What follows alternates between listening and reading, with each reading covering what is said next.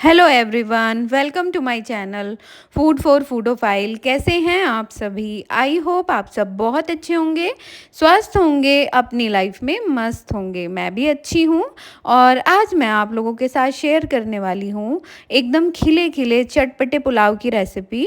इसको मैंने काबुली चने से बनाया है। बहुत ही मज़ेदार पुलाव बनकर तैयार होता है और आप इसको लंच टाइम में बनाकर तैयार कर सकते हैं। ये बहुत ही आसानी से बनकर तैयार हो जाता है और बहुत ही बेसिक से इंग्रेडिएंट के साथ। तो चलिए रेसिपी स्टार्ट करते हैं।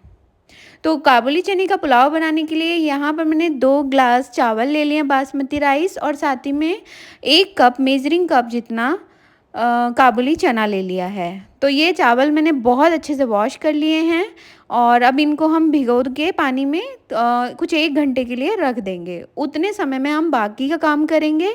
तो ये चने जो हैं इनको मैंने बहुत अच्छे से वॉश कर लिया था और रात भर मैंने इन्हें भिगा के रखा था, तो ये अच्छे से फूल गए हैं। अब इनको प्रेशर कुक करेंगे। यहाँ पर मैं 1 गिलास जितना पानी ऐड कर रही हूँ इसमें। ये 250 ग्राम जितने काबुली चने हैं, साथ ही में 2 चम्मच नमक। और अब कुकर का ढक्कन लगाकर इसको हम बॉईल करने के लिए गैस पे चढ़ा देंगे और 2-3 सीटी आने तक हम इसको बॉईल करेंगे। तो यहाँ पे मैंने कुछ इंग्रेडिएंट लिए हैं जिसमें कि ताज़ा दही, इसको अच्छे से फेंट लिया है, आधा कप है ये। और साथ ही में धनिया पुदीने के ताज़े पत्ते और ये है गरम मसाला और कसूरी मेथी 1 टीस्पून है दोनों। साथ ही में कुछ 10-12 काजू टूटे हुए और ये अदरक लहसुन का पेस्ट है 1 टेबल स्पून के करीब। साथ ही में 2 मीडियम साइज़ की अनियन को मैंने बिल्कुल फाइन चॉप कर लिया है चॉपर में। और ये कुछ खड़े मसाले हैं। तो साबुत लाल मिर्च है, साथ ही में बड़ी इलायची, छोटी इलायची और 2 बे लीफ और ये 2-3 सिनेमन के टुकड़े हैं, 4 लौंग हैं और काली मिर्च हैं साबुत कुछ 6-7। तो ये सारे ही साबुत मसाले हमारे पुलाव में जाएंगे। यहाँ पे मैंने 2 मीडियम साइज़ के टमाटर को स्लाइस में कट कर लिया है। तो ये बहुत ही ज़्यादा सुंदर लगते हैं इस तरह से कटे हुए टमाटर पुलाव में। तो चलिए अब बनाना शुरू करते हैं। तो यहाँ पे मैंने प्रेशर कुकर को चढ़ा दिया है गैस पर और इसमें 1 चम्मच जितना घी ऐड कर दिया है। अब इसमें हम सबसे पहले काजू भून लेंगे। तो काजू डालना ऑप्शनल है, आपके पास नहीं है तो आप मत डालिए। इनको लो फ्लेम पर ही बहुत धीरे धीरे आराम से चलाते हुए भूनना है। तो ये देखिए काजू भुन गए हैं, एकदम गोल्डन ब्राउन हो गए हैं। बहुत ध्यान से भूनना होता है। तो यहाँ पे मैं 2 टेबल स्पून जितना मस्टर्ड ऑयल इसमें ऐड कर रही हूँ कुकर में। साथ ही में ये जो साबुत मसाले लिए थे मैंने उन सबको यहाँ पे ऐड कर दूँगी। सबसे पहले ये ऐड होंगे। यहाँ पे डाल रही हूँ मैं 1 टीस्पून जितना जीरा, साथ ही में हींग पिंच ऑफ और ये प्याज ऐड कर दी है। इसको चलाते हुए लगातार भूनेंगे और ये हाई फ्लेम पर ही है। और जैसे ही इसका कलर चेंज होगा तब हम इसमें कुछ मसाले ऐड करेंगे। तो यहाँ पे मैं पहले एक हरी मिर्च को थोड़ा लंबा लंबा कट करके ऐड कर दिया है। साथ ही में जो अदरक लहसुन का पेस्ट बनाया था उसको भी ऐड कर दिया है। तो ये जो हरी मिर्च है ना, इसका बहुत अच्छा फ्लेवर आएगा। तो यहाँ पे मैं धनिया पाउडर 1 टीस्पून के करीब ऐड कर रही हूँ इसमें, क्योंकि प्याज और वो सब भुन चुका है। साथ ही में मैं ऐड कर रही हूँ रेड चिली, कश्मीरी लाल मिर्च और साथ ही में भुना जीरा। इन सबको अच्छे से हम भून लेंगे चलाते हुए। इसमें हल्दी पाउडर नहीं डालते हैं हम। तो ये इसी स्टेज पर मैं ऐड कर रही हूँ कोरिएंडर और मिंट के जो लीव्स को मैंने कट कर लिया था उनको। और साथ ही में ब्लैक पेपर पाउडर 1 टीस्पून, बहुत अच्छा फ्लेवर आता है इससे। काला नमक और गरम मसाला और कसूरी मेथी भी ऐड कर देंगे यहाँ पर। और इनको बहुत ही लो फ्लेम पर भूनेंगे अच्छे से। अब इसमें दही ऐड करेंगे।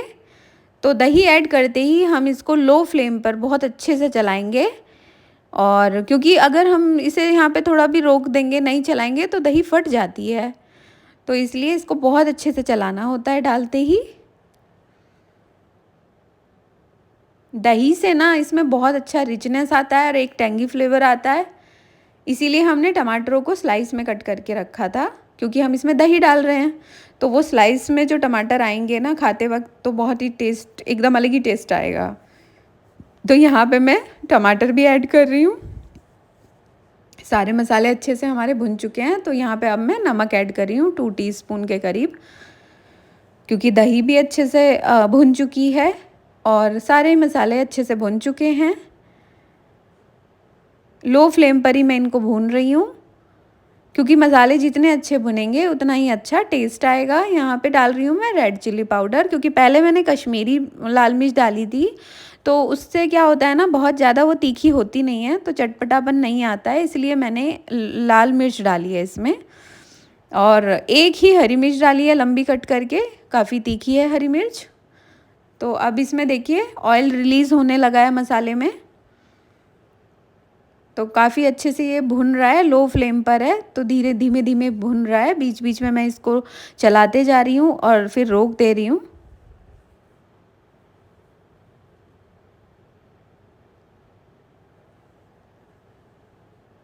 अब फिर से इसको चला रही हूँ मैं। खूब अच्छे से हमारे मसाले खूब बढ़िया से भुनते जा रहे हैं। तो अब इसमें मैं 3 ग्लास के करीब पानी ऐड कर रही हूँ, क्योंकि 2 ग्लास चावल लिए थे हमने, तो इसलिए मैं 3 ग्लास पानी ऐड कर रही हूँ यहाँ पर।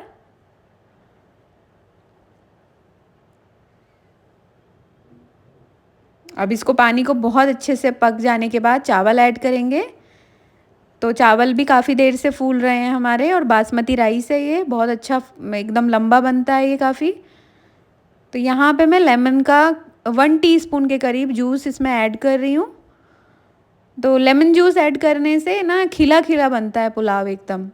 और थोड़े से कैश्यूज़ यहाँ पे ऐड कर रही हूँ मैं अभी, और बाद में गार्निशिंग के लिए वहाँ पे ऐड करेंगे, तो काफ़ी अच्छा क्रंच आएगा उसमें। तो अब ढक्कन लगाकर इसे मैं कुछ बहुत ही इसमें विसिल नहीं आएगी तब तक के लिए मैं इसे वो करूँगी। जैसे हल्की सी विसिल आने वाली हो ना, उसको तुरंत खोल देना है, बहुत हल्की सी विसिल आने वाली हो। तो ये देखिए, ये अभी 70% कुक हुए हैं हमारे राइस। और अब मैं इसके अंदर ये काबुली चने ऐड कर दूँगी। काबुली चने बहुत अच्छे से बॉईल हो गए थे। इनको मैंने 2 सीटी दिलाई थी काबुली चने को, और फिर इनको मैंने लो फ्लेम पर पकाया था। तो हाई फ्लेम पर 2 विसिल्स दिए थे काबुली चने में, और फिर इनको लो फ्लेम पर पकाया था। तो अब यहाँ पे मैंने इन्हें ऐड कर दिया इसमें। और अब मैं देखिए 70% कुक हुए, पूरी तरह से कुक नहीं हुए, अभी थोड़े हार्ड हैं राइस। तो यहाँ पे मैं बटर ऐड कर रही हूँ इसमें। बटर ऐड करने से राइस में एक बहुत ही अच्छी शाइन ऐड हो जाती है, तो बटर ज़रूर ऐड करिए। अब इसका ढक्कन लगाकर इसको 5 मिनट के लिए लो फ्लेम पर ही पकाएंगे, और ये समझिए कि हम दम दिला रहे हैं इसको। तो अब ये हमारे राइस पूरी तरह से अच्छे से कुक हो गए हैं, और बहुत अच्छा खिला खिला पुलाव बना था, बहुत ही टेस्टी पुलाव बना था। आप समझिए इसके अंदर ना आपको विसिल नहीं दिलाना है, जैसे ही बहुत हल्का सा आपको महसूस हो कि विसिल आने वाला है पहली बार में, तभी आप उसको वहाँ पर बंद कर दीजिए और उसकी विसिल निकाल दीजिए जितनी बनी हुई है।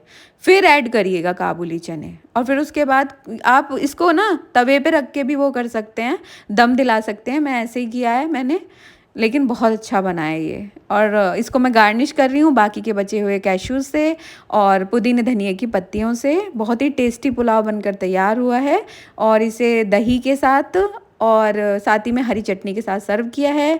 तो आज की रेसिपी आपको बहुत पसंद आई होगी, आई होप। और अगर पसंद आई है तो मेरे चैनल को लाइक कीजिए, शेयर कीजिए और सब्सक्राइब कीजिए। Thank you.